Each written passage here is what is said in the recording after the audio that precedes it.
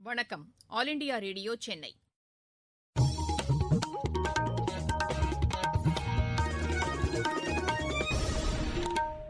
மாநிலச் செய்திகள் வாசிப்பவர் சுமித்ரா ரத்னம். தலைப்புச் செய்திகள்: விவசாயிகளுக்கு அதிக அளவு பயிர் காப்பீட்டுத் தொகை பெற்றுத்தந்த மாநிலமாக தமிழகம் திகழ்கிறது என்று அஇஅதிமுக இணை ஒருங்கிணைப்பாளரும் முதலமைச்சருமான திரு எடப்பாடி பழனிசாமி கூறியுள்ளார். பறவை காய்ச்சல் பரவாமல் தடுப்பதற்கு தேவையான முன்னெச்சரிக்கை நடவடிக்கைகள் அனைத்தும் மேற்கொள்ளப்பட்டிருப்பதாக கால்நடை பராமரிப்புத்துறை அமைச்சர் திரு உடுமலை ராதாகிருஷ்ணன் கூறியுள்ளார்.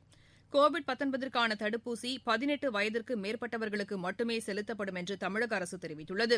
கடலூர், விழுப்புரம் உள்ளிட்ட 8 மாவட்டங்களுக்குட்பட்ட ஒருசில பகுதிகளில் கனமழைக்கு வாய்ப்புள்ளதாக வானிலை ஆய்வு மையம் கூறியுள்ளது.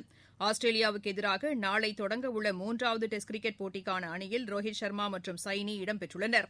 இனி விரிவான செய்திகள். தமிழகத்தில் அனைத்து தரப்பினரும் பயன்பெறும் வகையில் திட்டங்கள் செயல்படுத்தப்பட்டு வருவதாக அஇஅதிமுக இணை ஒருங்கிணைப்பாளரும் முதலமைச்சருமான திரு எடப்பாடி பழனிசாமி கூறியுள்ளார். ஈரோடு மாவட்டத்தில் இன்று தேர்தல் பிரச்சாரம் மேற்கொண்டு அவர் பேசினார்.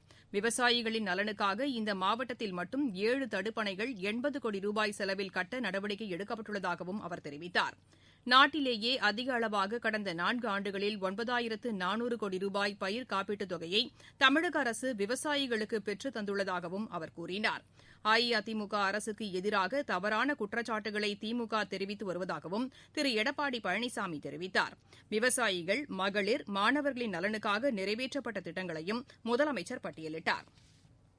தமிழகத்தில் பறவை காய்ச்சல் பரவாமல் இருப்பதற்கு தேவையான அனைத்து முன்னெச்சரிக்கை நடவடிக்கைகளும் மேற்கொள்ளப்பட்டிருப்பதாக கால்நடை பராமரிப்புத்துறை அமைச்சர் திரு உடுமலை ராதாகிருஷ்ணன் கூறியுள்ளார்.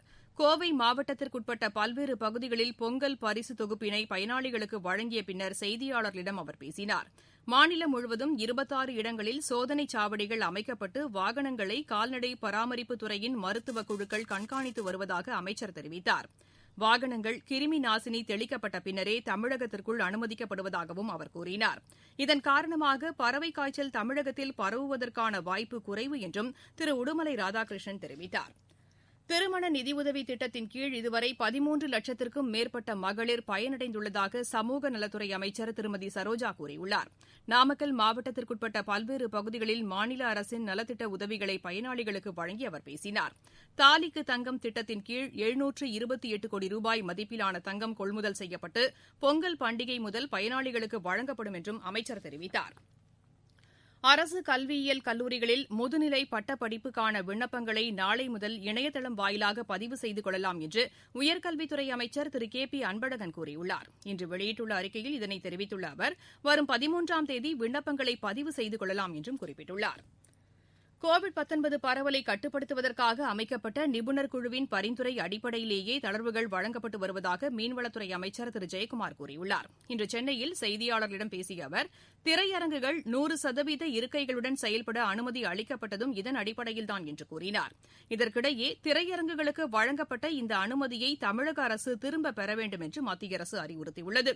இது தொடர்பாக உள்துறை செயலர் திரு அஜய் பல்லா தமிழக அரசின் தலைமைச் செயலருக்கு கடிதம் எழுதியுள்ளார். கோவிட்-19 பரவலை கட்டுப்படுத்துவதற்கான நெறிமுறைகளுக்கு எதிராக எந்த நடவடிக்கையும் மேற்கொள்ள வேண்டாம் என்று அவர் அந்த கடிதத்தில் குறிப்பிட்டுள்ளார். கிராமப்புற பகுதிகளின் கட்டமைப்பு வசதிகளை மேம்படுத்துவதற்கு தமிழக அரசு உயர் முன்னுரிமை அளித்துள்ளதாக போக்குவரத்துத்துறை அமைச்சர் திரு எம்.ஆர். விஜயபாஸ்கர் தெரிவித்துள்ளார். கரூர் மாவட்டத்தில் பல்வேறு வளர்ச்சித் திட்டங்களுக்கான பணிகளை இன்று தொடங்கி வைத்து அவர் பேசினார். இந்த மாவட்டத்தின் வளர்ச்சிக்காக நிறைவேற்றப்பட்ட திட்டங்களையும் அமைச்சர் பட்டியலிட்டார்.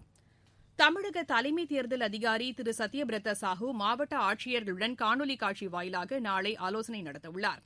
சட்டப்பேரவை தேர்தலுக்கான ஏற்பாடுகள் குறித்து இக்கூட்டத்தில் விவாதிக்கப்பட உள்ளது. மினி கிளினிக்குகளுக்கு மருந்தாளுநர்களை நியமிக்க உத்தரவிடக் கோரி தாக்கல் செய்யப்பட்ட மனுவை சென்னை உயர்நீதிமன்றம் தள்ளுபடி செய்தது. நீதிபதி திரு வைத்தியநாதன் இன்று இதற்கான உத்தரவை பிறப்பித்தார். முன்னதாக இவ்வழக்கு விசாரணையின்போது தமிழக அரசு சார்பில் ஆஜரான அரசு தலைமை வழக்கறிஞர் திரு விஜயநாராயணன், மினி கிளினிக்குகளில் மருத்துவர்கள் நேரடியாக மருந்து வழங்குவார்கள் என்றார். நீங்கள் கேட்டுக் கொண்டிருப்பது ஆல் இண்டியா ரேடியோவின் மாநில செய்தி அறிக்கை.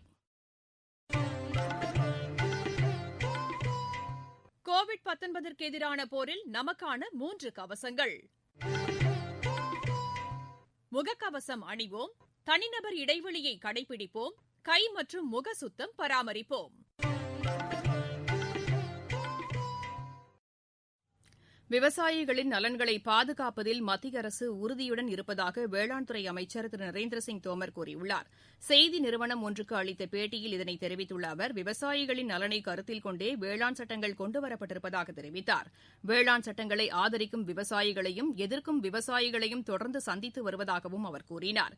போராட்டத்தில் ஈடுபட்டுள்ள விவசாயிகள் வேளாண் துறையின் வளர்ச்சிக்காக மத்திய அரசு நிறைவேற்றிய திட்டங்களை எண்ணி பார்க்க வேண்டும் என்றும் அவர் கேட்டுக் கொண்டார். விவசாயிகளின் போராட்டத்திற்கு சுமூக தீர்வு காணப்படும் என்றும் திரு நரேந்திரசிங் தோமர் கூறினார். தேசிய கட்டமைப்பு திட்டத்தின் செயலாக்கம் குறித்து மத்திய நிதியமைச்சர் திருமதி நிர்மலா சீதாராமன் இன்று புதுதில்லியில் ஆய்வு மேற்கொண்டார். நீர்வளம் மற்றும் சுகாதாரத்துறை அதிகாரிகள் இந்த ஆய்வுக் கூட்டத்தில் பங்கேற்றனர்.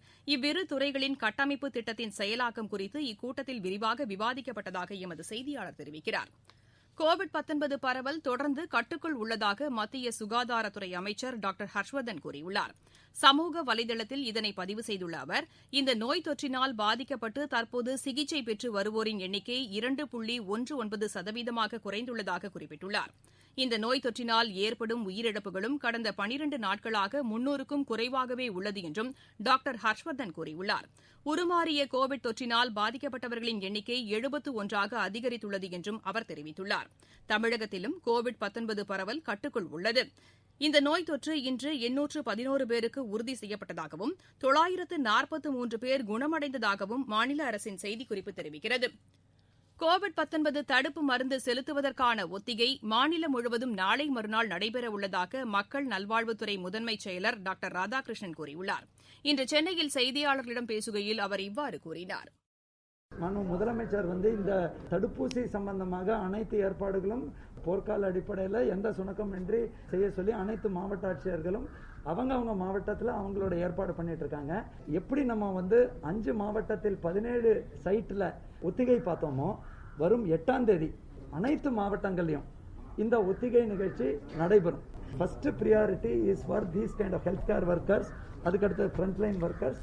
குழந்தைகளுக்கு இது இப்போதைக்கு அவங்க அந்த ட்ரையல் இஷ்யூஸ் எல்லாம் அவங்க செப்பரேட்டாக சொல்லுவாங்க. அது தடுப்பூசி வல்லுநர்கள் அவங்களோட கருத்தை நான் கேட்டு உங்களுக்கு தெளிவாக பதில் சொன்னேன். பட் இப்போ ப்ரியாரிட்டி 18 இயர்ஸ் அண்ட் அபோவ் தான். வளிமண்டல மேலடுக்கு சுழற்சி காரணமாக தமிழகத்தில் அடுத்த 24 மணி நேரத்திற்குள் கடலூர் மற்றும் விழுப்புரம் மாவட்டங்களில் மிக கனமழைக்கு வாய்ப்புள்ளதாக சென்னை வானிலை ஆய்வு மையத்தின் இயக்குநர் திரு புவியரசன் கூறியுள்ளார். இன்று வெளியிட்டுள்ள காணொலி பதிவில் அவர் இதனை தெரிவித்துள்ளார். வளிமண்டல மேலடுக்கு சுழற்சி காரணமாக அடுத்த 24 மணி நேரத்திற்கு கடலூர், விழுப்புரம் மாவட்டங்கள் மற்றும் புதுவை பகுதிகளில் ஓரிரு இடங்களில் இடிமின்னலுடன் கூடிய கன முதல் மிக கனமழையும், செங்கல்பட்டு, காஞ்சிபுரம், நீலகிரி, கோயம்புத்தூர், தேனி மற்றும் நாகப்பட்டினம் மாவட்டங்களில் ஓரிரு இடங்களில் இடிமின்னலுடன் கூடிய கனமழையும், ஏனைய பகுதிகளில் அநேக இடங்களில் மிதமான மழை பெய்யக்கூடும். நாளை மற்றும் நாளை மறுநாள் தமிழகம், புதுவை மற்றும் காரைக்கால் பகுதிகளில் ஒரு சில இடங்களில் லேசானது முதல் மிதமான மழை பெய்யக்கூடும். சென்னை மற்றும் புறநகர் பகுதிகளில் அடுத்த 2 நாட்களுக்கு நகரின் ஒரு சில பகுதிகளில் லேசானது முதல் மிதமான மழை பெய்யக்கூடும். மீனவருக்கான எச்சரிக்கை: சூறாவளி காற்று மணிக்கு 45 முதல் 55 கிலோமீட்டர் வேகத்தில் வீச வாய்ப்பு இருப்பதால் மீனவர்கள் தென்கிழக்கு மற்றும் அதனை ஒட்டிய மத்திய கிழக்கு அரபிக்கடல் பகுதிகளுக்கு செல்ல வேண்டாம் என்று அறிவுறுத்தப்படுகிறார்கள். மாவட்டச் செய்திகள். திருவள்ளூர் மாவட்டத்தில் புதிதாக கட்டப்பட்டு வரும் அரசு மருத்துவக் கல்லூரி மருத்துவமனைக்கான கட்டுமானப் பணிகளை ஆட்சியர் திரு பொன்னையா இன்று ஆய்வு செய்தார். கிருஷ்ணகிரி ஒழுங்குமுறை விற்பனைக்கூட வளாகத்தில் அமைக்கப்பட்டுள்ள பதப்படுத்தும் நிலையத்தை பயன்படுத்திக் கொள்வதற்கு வரும் 20ஆம் தேதிக்குள் விண்ணப்பிக்குமாறு ஆட்சியர் திரு ஜெயச்சந்திர பானுரெட்டி கேட்டுக் கொண்டுள்ளார். விளையாட்டுச் செய்திகள். இந்தியா, ஆஸ்திரேலியா அணிகளுக்கு இடையிலான 3வது டெஸ்ட் கிரிக்கெட் போட்டி நாளை சிட்னியில் தொடங்குகிறது. சிட்னியில் நடைபெறவுள்ள இப்போட்டி இந்திய நேரப்படி காலை 5 மணிக்கு தொடங்குகிறது. இப்போட்டியில் பங்கேற்கவுள்ள 12 பேரை இந்தியா அறிவித்துள்ளது. ரோஹித் சர்மா மற்றும் நவ்தீப் சைனி ஆகியோர் இதில் இடம்பெற்றுள்ளனர். 4 போட்டிகளை கொண்ட இந்த தொடரில் இரு அணிகளும் தலா ஒரு போட்டியில் வெற்றி பெற்று சமநிலையில் உள்ளன. ISL கால்பந்து போட்டியில் கோவா அணி இன்று ஈஸ்ட் பெங்கால் அணியை எதிர்கொள்கிறது. மீண்டும் தலைப்புச் செய்திகள். விவசாயிகளுக்கு அதிக அளவு பயிர் காப்பீட்டுத் தொகை பெற்றுத்தந்த மாநிலமாக தமிழகம் திகழ்கிறது என்று அஇஅதிமுக இணை ஒருங்கிணைப்பாளரும் முதலமைச்சருமான திரு எடப்பாடி பழனிசாமி கூறியுள்ளார். பறவை காய்ச்சல் பரவாமல் தடுப்பதற்கு தேவையான முன்னெச்சரிக்கை நடவடிக்கைகள் அனைத்தும் மேற்கொள்ளப்பட்டிருப்பதாக கால்நடை பராமரிப்புத்துறை அமைச்சர் திரு உடுமலை ராதாகிருஷ்ணன் கூறியுள்ளார்.